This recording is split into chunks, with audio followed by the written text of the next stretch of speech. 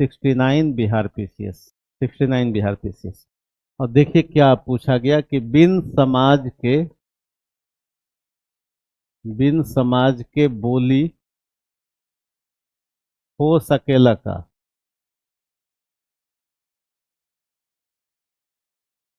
बिन समाज के बोली हो सकेला का। बिन बोली के समाज हो सकेला का। बिन बोली के समाज हो सकेला का।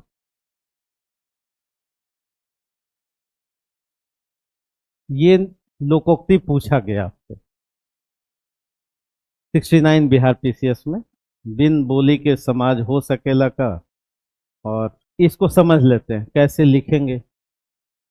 बिल्कुल साफ साफ है, क्लियर कट है कि इसमें क्या पूछा गया। इसमें पूछा गया कि भाई बिन समाज के, बगैर समाज के बोली संभव नहीं। प्रश्नवाचक है कि बिना समाज के बोली संभव नहीं। और दूसरा इसका स्टेटमेंट है कि बिना बोली के समाज संभव नहीं। यही पूछा गया। तो इसका मतलब है कि हमको समझना है कि बोली का मतलब क्या होता है या भाषा का मतलब क्या होता है। बोली का क्या मतलब है और भाषा का क्या मतलब है और समाज का क्या मतलब है और दोनों में कौन सा संबंध है। यही है सवाल। प्रश्न सबको समझ में आ रहा है। बिना बोली के समाज संभव नहीं और बिना समाज के बोली संभव नहीं। यही आसान सा सवाल। और इसको इस तरह से लिखना है कि परीक्षक आपको 70% अंक दे। तो धीरे धीरे हम लोग ऐसी तैयारी करेंगे। नोट कर लिया सवाल। बिना बोली के समाज संभव नहीं और बिना समाज के बोली संभव नहीं। यही प्रश्न। तो इसको समझते हैं। बोली का बहुत सरल अर्थ है बोलचाल। नहीं, बोलचाल की भाषा। संपर्क या संवाद या संप्रेषण का तरीका है। बोली क्या है? बोलचाल का है। संप्रेषित करते हैं हम अपने विचारों को, आदान प्रदान करते हैं, एक्सचेंज करते हैं अपनी बात को, अपने विचार को हम संप्रेषित करते हैं, दूसरे तक पहुंचाते हैं। यही है। अगर बोली में, अगर इस बोली में हम ग्रामर भी डाल दें, निश्चित व्याकरण आ जाए, निश्चित व्याकरण आ जाए, थोड़ा सा और ये शिष्ट हो जाए, तब इसको हम भाषा कहते हैं। यानी भाषा की प्राथमिक इकाई बोली है। ऐसा कर सकते हैं, आपसे कोई इंटरव्यू में पूछे कि बोली और भाषा में क्या अंतर है, तो आप क्या कहेंगे? कि भाषा की प्राथमिक इकाई बोली है और बोली का एडवांस स्टेज भाषा है। नहीं, बहुत आसान है। बोली में थोड़ा साहित्य हो जाएगा, ग्रामर आ जाएगा और निश्चित ग्रामर होने लगेंगे तो उसको क्या कहेंगे? हम भाषा कहेंगे। बहुत आसान सी बात। बोली क्षेत्रीय स्तर पर होती है, क्षेत्र विशेष से संबंधित होती है। भाषा का एरिया थोड़ा बड़ा होता है क्योंकि थोड़ा एडवांस स्टेज है। जैसे मगही बोली मैथिली बोली है। अब मैथिली में भी ग्रामर हो गया और 8वीं अनुसूची में शामिल हो गया तो उसका दर्जा और बढ़ गया। लेकिन बहुत छोटी छोटी बोलियां हैं जो छोटे स्तर पर रहती हैं, धीरे धीरे उसमें विकास होता है। और कई बार ऐसा हो सकता है कि बोलियां मर भी सकती हैं। जब मान लिया कोई प्रयोग करता नहीं रहेगा, उसमें कोई रोजगार नहीं रहेगा, उसमें कोई पैसा नहीं कमा सकता, उसका व्यवहार नहीं करेंगे तो मर जाएंगी बोलियां। ऐसी हजारों बोलियां मरती भी जा रही हैं, कम होती जा रही हैं। यानी भाषा बोली भी जीवंत इकाई होता है, लाइव होता है। उसकी शक्ति बढ़ती भी है और घटती भी है। बहुत सारे कारण हैं। जैसे आप देखेंगे कि कई ऐसी बोलियां हैं जो बहुत विकसित हो गई। जैसे दिल्ली के आसपास की एक बोली थी, दिल्ली और मेरठ की, जिसका नाम था खड़ी बोली।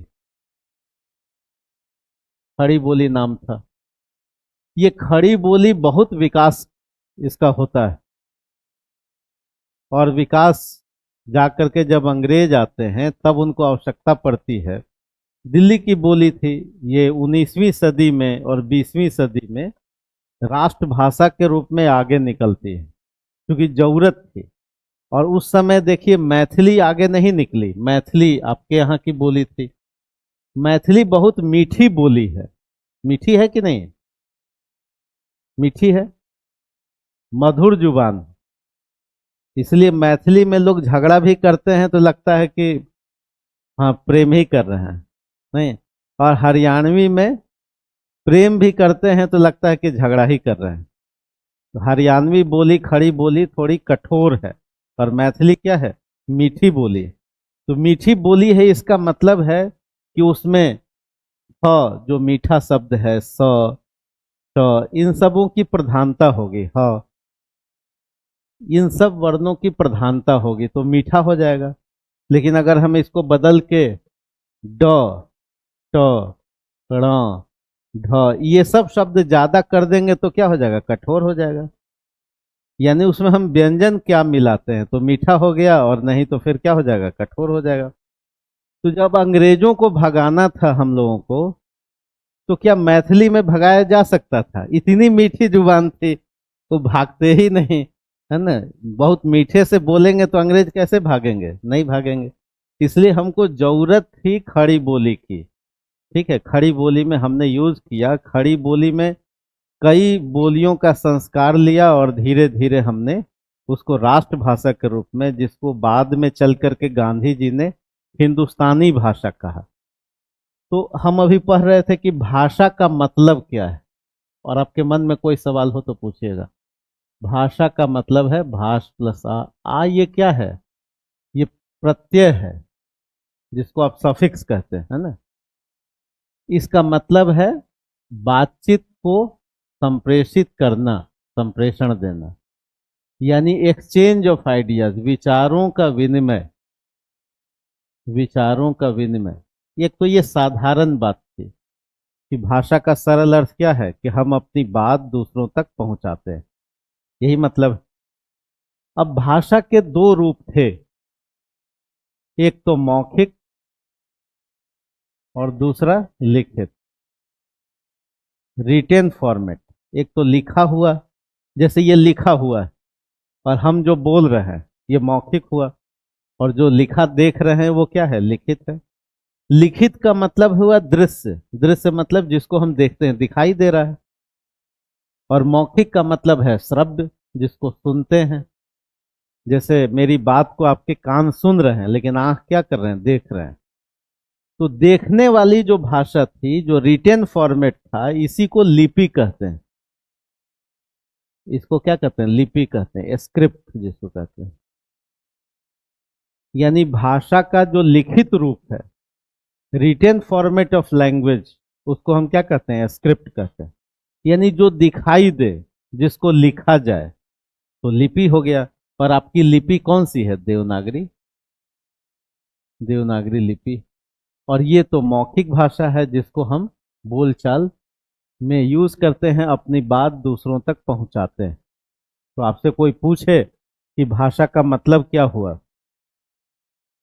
अपनी बात दूसरों तक पहुंचाने का जो माध्यम है, उसको हम क्या कहते हैं? भाषा कहते हैं। बहुत आसान सी बात। लेकिन भाषा केवल बात ही नहीं पहुंचाती, बहुत कुछ कहती।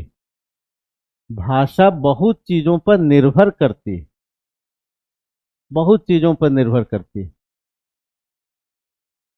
और केवल बात ही नहीं पहुंचाती, भाषा व्यक्ति को पहचान भी दिलाती।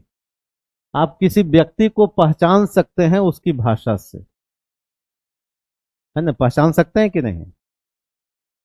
इसलिए आप देखेंगे कि जो बहुत बड़े लोग हैं, जो दार्शनिक है, विचारक है, वो बहुत कम बोले, कम मितभाषी होते हैं, मृदुभाषी। बुद्ध को देखिए, मितभाषी हैं और मृदुभाषी भी हैं।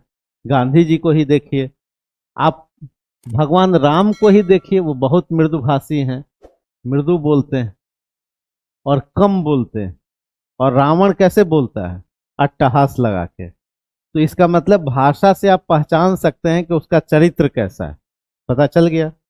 कई बार कोई भाषा में बहुत गाली इस्तेमाल कर रहा है या बहुत आवेशित हो जा रहा है, क्रोध में आ जा रहा है, तो इसका मतलब है कि आप भाषा से किसी का चरित्र भी पता कर सकते हैं। यानी किसी का चरित्र पता करना हो तब भी भाषा का हम प्रयोग कर सकते हैं। किसी किसी की आप समझ सकते हैं कि मान लें कि कोई किस स्थिति का है, मध्य वर्ग का है, निम्न वर्ग का है, या उच्च वर्ग का है, या उसके सपने बहुत ऊंचे हैं, ये भी भाषा से पता चल जा सकता है। जैसे आपसे कोई पूछे कि भाई आपका सपना क्या है, तो कोई कहे कि जी हमारा सपना है बैंक का, हाँ, कोई जॉब ले लेना या अग्निवीर बन जाना, तो क्या पता हुआ कि भाई जो ये परिवार है इसके सपने ही अग्निवीर बनने के हैं, तो इसका मतलब है कि ये लोअर मिडिल क्लास का आदमी होगा। पता। और वही दूसरी तरफ कोई लड़का कह रहा है कि नहीं जी हमारा सपना तो यूपीएससी से कम का नहीं, तो इसका मतलब क्या हुआ कि उसका जो स्टेटस होगा थोड़ा ज्यादा मजबूत होगा। नहीं, कोई ये कहे कि नहीं जी हमको आईएएस में क्या रखा, हमको तो सीधे मिनिस्टर बनना है और चीफ मिनिस्टर बनना है। नहीं, ऐसा हो सकता है कि नहीं? कोई कहे कि नहीं जी चीफ मिनिस्टर क्या होता है, सीधे हमको प्राइम मिनिस्टर बनना है। तो हमको पता चल गया कि कौन व्यक्ति किस स्टेटस का है। नहीं, पता चल जाता है। उसके सपनों से पता चलता है कि कोई व्यक्ति किस जगह का है वो व्यक्ति। तो सपने, भाषा से सॉल्यूशन भी पता चलता है। सॉल्यूशन, समाधान। आप किसी से पैसा मांग के देखिए, आपको पता चल जाएगा कि देने वाला है कि नहीं उसका जवाब सुन के। ऐसा होता है? कैसे पता चलेगा? गोल गोल घुमा देगा, हाँ बात से। हाँ, गोल गोल घुमा देगा, यानी गोल गोल जैसे घुमाया तो आप समझ गए कि ये सॉल्यूशन देने वाला नहीं है ना। भाषा से पता चलता है कि व्यक्ति खरा खरा है कि नहीं, साफ साफ बोल रहा है कि नहीं, ये भी पता चलता है। यानी भाषा केवल अभिव्यक्ति का माध्यम नहीं है, वो समस्याओं के समाधान का भी माध्यम। भाषा, जैसे अगर कबीर की हम भाषा को देखें, कबीर का नाम तो सुना ही है आपने। वो कहते हैं कि भाई, कोई सुना होगा आपने, कोई पंक्ति बताइए कबीर का, बताइए। पाथर पूजे हरि मिले तो मैं पूजूं पहाड़। नहीं सुना होगा कि अगर पत्थर पूजने से भगवान मिलते हैं तो हम क्या पूछें? बड़ा पत्थर, बड़ा पत्थर। तो सही कर रहे हैं कि गलत कर रहे हैं भाई? वो कह रहे हैं कि छोटा पत्थर पूजने से भगवान मिलते हो तो हम जल्दी मिल जाएंगे, बड़ा पत्थर एरिया ज्यादा बड़ा होगा तो जल्दी भगवान मिल जाएंगे। या वो कहेंगे कि दुनिया ऐसी बावरी, पाथर पूजन जाए।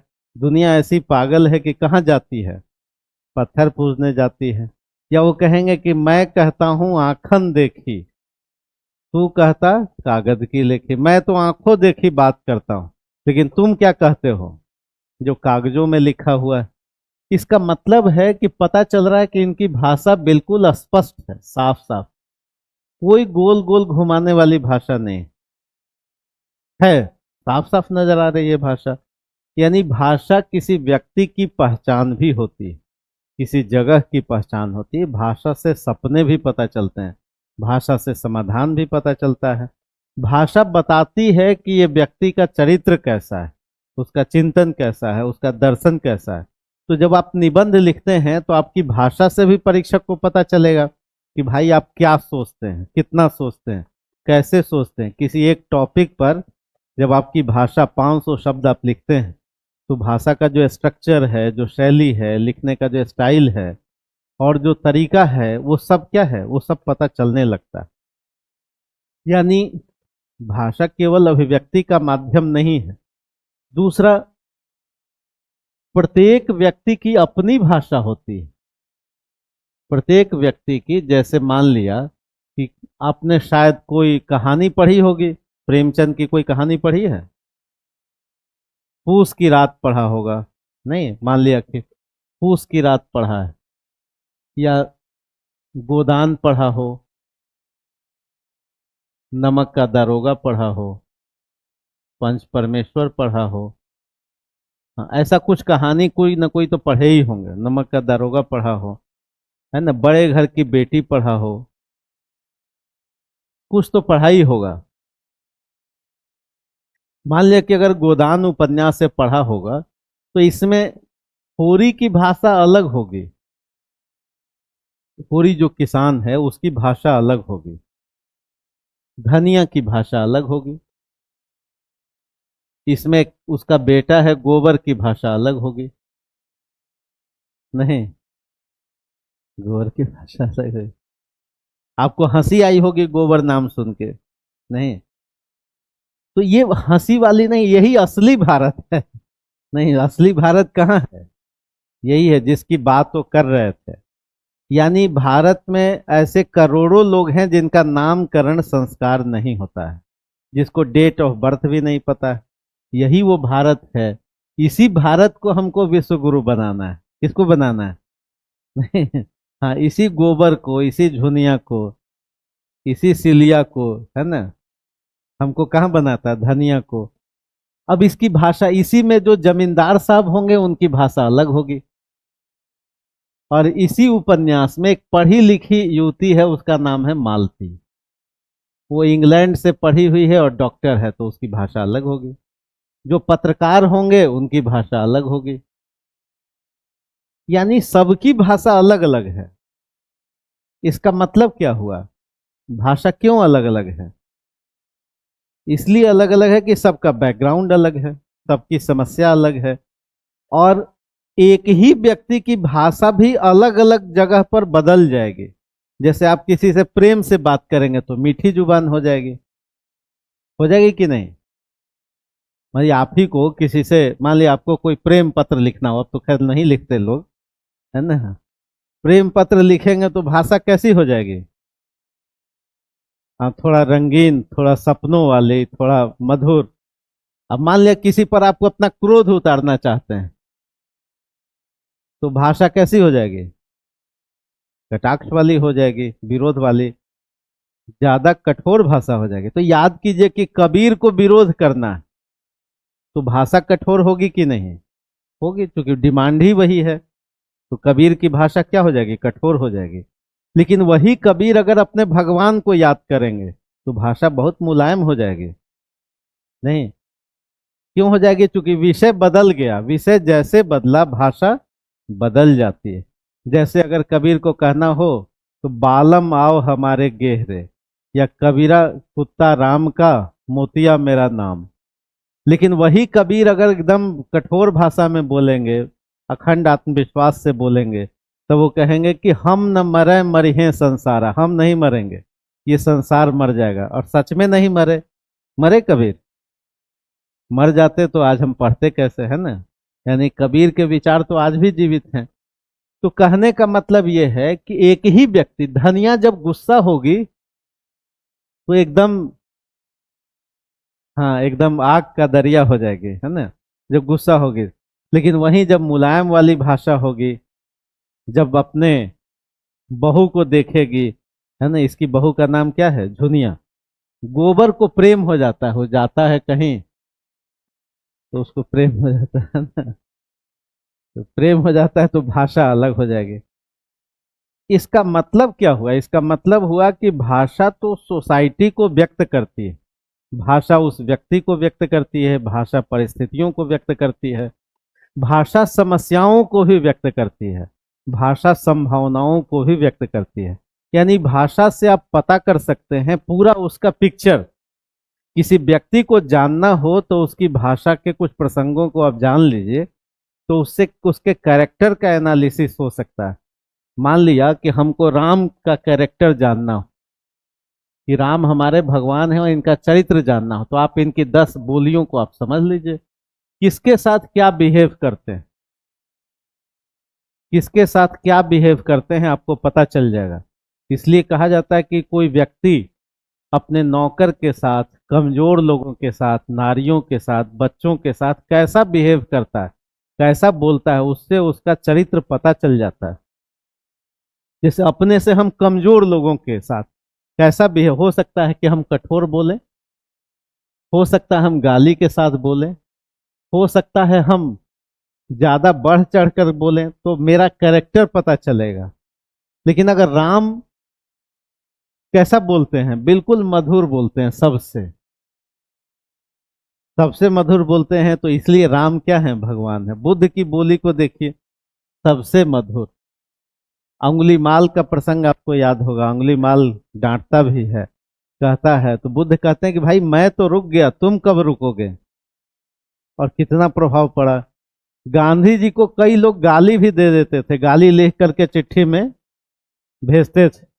तो गांधी जी गाली अगर 3 पेज लिखा हुआ तो उसका पिन निकाल लेते थे, और जो सादा बच गया था पेपर उसको रख करके रफ बना लेते थे और पिन रख लेते थे। कोई पूछता कि आप पर कोई असर नहीं हुआ, तो गांधी जी ने कहा कि जितना काम का चीज था उसका मैंने रख लिया, और जो मेरे काम का नहीं था उसको मैंने छोड़ दिया। यानी कहीं व्यवहार में उग्रता नहीं है, कहीं व्यवहार में प्रतिरोध, अनावश्यक प्रतिरोध नहीं। इससे ये पता चलता है कि भाई किसी व्यक्ति का कैरेक्टर, मान ले विवेकानंद को हमको जानना हो, तो उनकी बातों से हम पता कर सकते हैं कि कैसे व्यक्ति हैं। यानी भाषा से किसी व्यक्ति का और जिस समाज में वो रहता है उस समाज का भी पता चलता है। अगर समाज को हम इकाई माने, एक यूनिट माने, तो समाज की जो भाषा है और भाषा का जो तेवर है, भाषा का जो मिजाज है, उससे हम पता कर सकते हैं कि भाई इसका ज्योग्राफिकल कंडीशन क्या है। अगर हमको मैथिली समाज का पता करना है, और मैथिल समाज की भाषा से हम पता कर सकते हैं कि भाई वहाँ का ज्योग्राफिकल बनावट क्या होगा, वहाँ का सोशल स्ट्रक्चर क्या होगा। आप वहाँ के लिटरेचर को पढ़ जाइए, आपको धीरे धीरे पता चलने लगेगा। इसका मतलब ये है कि भाषा केवल अभिव्यक्ति का माध्यम नहीं रह जाती, वो बहुत कुछ कहने लगती है, बहुत कुछ समझाने लगती है। ठीक है। एक और इसी से संबंधित एक लोकोक्ति है, खग जाने खग ही की भाषा, सुना होगा। इसका क्या मतलब।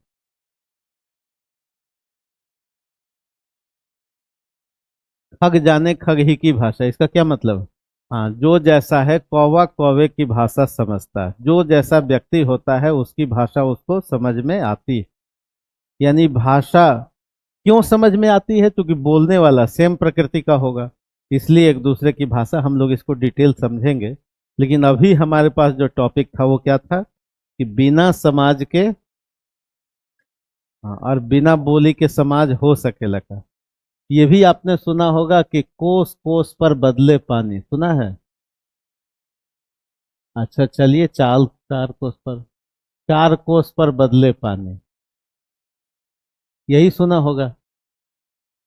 या कोस कोस पर बदले पानी, 4 कोस पर बाणी, ऐसा ही कुछ सुना होगा। या फिर 8 कोस पर बाणी, ऐसा ही कुछ सुना होगा, है ना। तो इसका मतलब क्या हुआ, कि बोली भाषा बदल जाती है 4 कोस पर। क्यों बदल जाती होगी, क्यों बदल जाती होगी। क्योंकि समाज बदल जाता है, क्योंकि भूगोल बदल जाता है, हाँ, क्योंकि सांस्कृतिक स्ट्रक्चर बदल जाता है, क्योंकि आर्थिक कंडीशन भी बदलेगा, इसमें परिवर्तन होगा। पहाड़ी क्षेत्र की भाषा अलग होगी, मैदानी क्षेत्र की भाषा अलग होगी, है ना। यानी समाज के अनुसार भाषा दिखाई देती है, भाषा की बनावट और बुनावट होती है, और भाषा के आधार पर समाज को भी हम डिफाइन कर सकते हैं। यही आपसे सवाल पूछा गया कि बिना बोली के, बिना भाषा के समाज संभव नहीं, और बिना समाज के बोली या भाषा संभव नहीं। इसका मतलब है कि दोनों एक दूसरे के पूरक होते हैं, दोनों एक दूसरे पर निर्भर होते हैं, और दोनों एक दूसरे की संगति में रहते हैं, एक दूसरे से संगत पूर्ण होते हैं। बोली और भाषा दोनों एक दूसरे पर डिपेंडेंट होते हैं। जैसी बोली वैसा समाज, और जैसा समाज वैसा बोली। ठीक है। यानी हम समझ सकते हैं समाज की मानसिकता को, समाज के स्ट्रक्चर को, उसके बोली और भाषा से भी, उसके संस्कारों से भी। दूसरा, संस्कृति को, संस्कृति को आगे बढ़ाने में, उसको कैरी करने में किसका योगदान होता है? जैसे आप तक जो बातें आई हैं, उसको कैरी करने में किसका योगदान है? आप तक बहुत सारी बातें, जैसे आपने बुद्ध को नहीं देखा है ना, थोड़ा सा। एक बार एक बच्चे से इंटरव्यू में पूछा गया कि भाई आपकी उम्र कितनी, उम्र कितनी? महिलाओं से तो पूछा ही नहीं जाता है ना कि उम्र कितनी है ना। तो मान लिया कि उसकी उम्र 22 वर्ष है, किसी की 23 वर्ष है, तो उस बच्चे ने जवाब दिया कि मेरी जैविक उम्र तो 22 वर्ष है, लेकिन सांस्कृतिक उम्र हजारों सालों की। कल्चरल एज हमारा कितना है? 1000 वर्षों का। जैविक उम्र 22 वर्ष का, ऐसा क्यों कहा होगा उसने? हाँ, उसने जवाब दिया कि मेरी सांस्कृतिक उम्र कितनी है? हजारों सालों की। इसका मतलब यह है कि बुद्ध के भी विचार उसके पास आए हैं। एक व्यक्ति के निर्माण में बहुत सारी चीजों का योगदान होता है। बुद्ध को उसने देखा नहीं है, लेकिन बुद्ध उपनिषद को पढ़ा है, तो उससे वो प्रभावित हुआ है। रामचरितमानस केवल पढ़ा है, वो मिला नहीं है तुलसी से, लेकिन तब भी रामचरितमानस के बहुत सारे प्रभाव उस पर होंगे। गांधीवाद, गांधी जी को देखा नहीं है, लेकिन गांधी के कई सारे इफेक्ट उस पर होंगे। इसका मतलब है कि भारतीय संस्कृति के बहुत सारे ऐसे तत्व हैं जो हम अप्रत्यक्ष रूप से हम उससे गाइड होते हैं और उसका हम पर प्रभाव होता है। इसलिए हर व्यक्ति अपने सांस्कृतिक उम्र हजारों सालों का रखता है। जितना जो ज्यादा अनुभव करेगा, और जैविक उम्र तो निश्चित रूप से जो उसका डेट ऑफ बर्थ है ये। तो इस सांस्कृतिक उम्र को बढ़ाने में, समझाने में किसकी भूमिका है? भाषा की भूमिका है। अगर भाषा हम नहीं समझे, नहीं समझ में आएगा, तो हमारे तक बुद्ध के विचार नहीं आएंगे, है ना, गांधी के विचार नहीं आएंगे। एक चीज और, कि बुद्ध ने पाली क्यों दिया होगा? पाली में क्यों बोला होगा? और पाली थी क्या? बुद्ध तो राजा के बेटे थे। हाँ बताइए, कि पाली आया कहाँ से था? पाली कहाँ से आया था? ये जो विक्रम पाली है वहां से? हाँ, कहाँ से आया? कहाँ से आया? पाली कहाँ से आया था? कहाँ से? हाँ जी बताइए। हाँ, जन की भाषा थी, लेकिन कैसे, कहाँ से आ गई? आप आज कहाँ चली गई वो? आज पाली कहाँ चली गई? इसका मतलब है कि भाषा मर भी जाती है, भाषा जीवंत रहती है। भाषा कई बार विकसित होती है, कई बार डाउनफॉल में चली जाती है। नहीं, आज पाली का तो एग्जिस्टेंस है नहीं। है कहीं कहीं बौद्ध साहित्य आप पढ़िएगा, जो लिखा है वही है बस। किसी को सुना है बोलते हुए? नहीं। नहीं, अभी जमीन जायदाद का जो चल रहा था काम, उसमें बहुत लोगों को जरूरत पड़ी कैथी लिपि समझने की, है ना। वो भी मरती जा रही थी, फिर धीरे धीरे थोड़ी सी जागृत हुई, आवश्यकता हुआ तो पाली थोड़ा समझ लीजिए कि संस्कृत, हम लोग डिटेल नहीं समझेंगे अभी, लेकिन संस्कृत के ही कई रूप थे। संस्कृत के कई रूप थे, जैसे आज हिंदी के कई रूप हैं। गुजरात के लोग भी हिंदी बोलते हैं, पंजाब के लोग भी हिंदी बोलते हैं। हिंदी अपनी कई बोलियों के साथ संयुक्त रूप से हिंदी कही जाती है। और संस्कृत के भी कई रूप थे, जिसमें एक रूप तो ऋग्वैदिक संस्कृत का था, एक रूप साहित्यिक संस्कृत का था, और एक रूप देसी संस्कृत का था। देसी मतलब क्षेत्रीय संस्कृत का। क्षेत्रीय का मतलब ग्रामीण संस्कृत का। ग्रामीण का मतलब बोलचाल की संस्कृत का, जो पढ़े लिखे लोग नहीं बोलते बोलते हैं। जैसे आप मान लें कि कालिदास के नाटक पढ़ेंगे तो राजा अलग संस्कृत बोलेगा, और जो नौकर है वो अलग संस्कृत बोलेगा। आज भी आप अपनी माँ से बात करते होंगे तो रीजनल लैंग्वेज में बात करते होंगे, लेकिन क्लास में खड़ी बोली हिंदी बोलते हैं, है ना। ठीक वैसे ही 99% लोग यही बोलते थे। संस्कृत का क्या था? देसी रूप। क्योंकि शिक्षा का स्तर जब हमारे यहाँ अब है, तो उस समय तो और ही बहुत कम लोग पढ़े लिखे होंगे। तो जब पढ़े लिखे कम थे तो संस्कृत का देसी रूप ही बोलते थे। इसको टूटा फूटा संस्कृत, जिसमें व्याकरण नहीं होता था। व्याकरण पीछे पीछे चलता है, बोलते हम आगे आगे। व्याकरण से तो पढ़े लिखे लोग बोलेंगे नहीं, मतलब पढ़े लिखे बोलेंगे, जो शिक्षित नहीं है वो बिना व्याकरण के बोलेंगे। इसी लोक संस्कृत को ही पाली प्राकृत बोला गया, पाली प्राकृत बोला गया। इसी लोक जीवन के संस्कृत को क्या बोला गया? पाली प्राकृत बोला गया। अब महात्मा बुद्ध को ये सब आता था, संस्कृत का रूप, पढ़े लिखे व्यक्ति थे, लेकिन उन्होंने जनता तक अपनी बात पहुंचाने के लिए इस पाली प्राकृत का, जैनों ने प्राकृत का, इन्होंने पाली का प्रयोग किया। बहुत थोड़ा सा डिफरेंस। और फिर इसका भी साहित्यिक रूप विकसित हुआ, धीरे धीरे होगा, हम लोग अलग क्लास में पढ़ेंगे। साहित्यिक रूप जिसमें पिटक साहित्य लिखा गया, सुत्त पिटक, अभिधम पिटक लिखा गया। और इसी पाली का फिर देसी रूप भी विकसित हुआ, जिसको बाद में हम अपभ्रंश बोलेंगे, और फिर आगे चल करके हिंदी का विकास होगा, इससे हिंदी का विकास होगा। इसका मतलब यह है कि भाषा से बुद्ध का व्यक्तित्व भी पता चला, नहीं तो संस्कृत में बात बोलते, ऐसा होता। नागार्जुन आपके यहाँ के कवि हैं बिहार के, उन्होंने कहा कि जनता मुझसे पूछ रही है क्या बतलाऊं, जनता मुझसे पूछ रही है क्या बतलाऊं, जन कवि हूं मैं साफ कहूंगा, क्यों हकलाऊं।